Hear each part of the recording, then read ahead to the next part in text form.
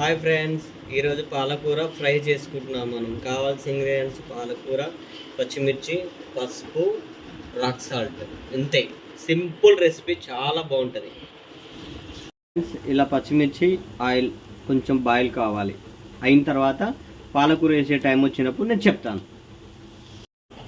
Friends, ఇలా పచ్చిమిర్చి మొత్తం బాయిల్ కావాలి. బాగా బాయిల్ అయిన తర్వాతనే టేస్ట్ వస్తుంది. ఓకేనా ఫ్రెండ్స్? ఇలా అయిన తర్వాత పాలకూర వేసుకోవాలి.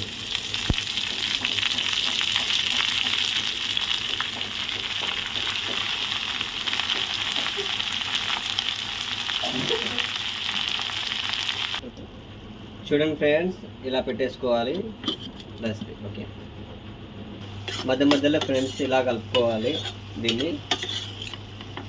ఇందులో ఇంకా నేను ఏది లేదు, ఉప్పు కూడా లేదు. పసుపు,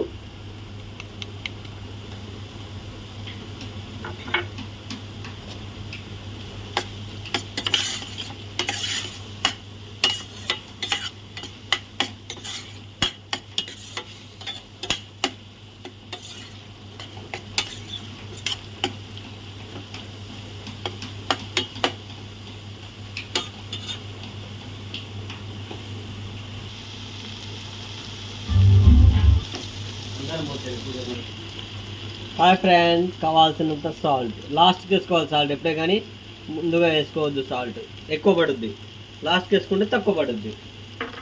ముక్కలు పట్టకుండా వేసుకోవాలి సాల్ట్ ఎప్పుడే కానీ. ఎప్పుడే బాగా కావాలి ఫ్రెండ్స్, ఇంకా కొంచెం కావాలి. ఆయిల్ ఇంకా బాయిల్ అయితే అంత టేస్టీగా వస్తుంది కర్రీ.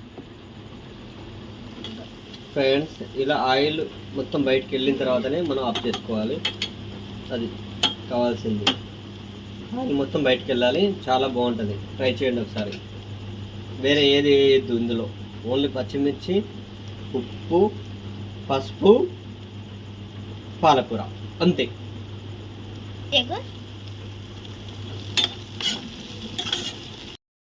లాస్ట్ అయిపోవచ్చింది ఫ్రెండ్స్. ఇక తీసేస్తున్నాను. ఇక నేను ఆఫ్ చేస్తున్న స్టవ్. ఇంతే, పాలకూర పచ్చిమిర్చి ఫ్రై.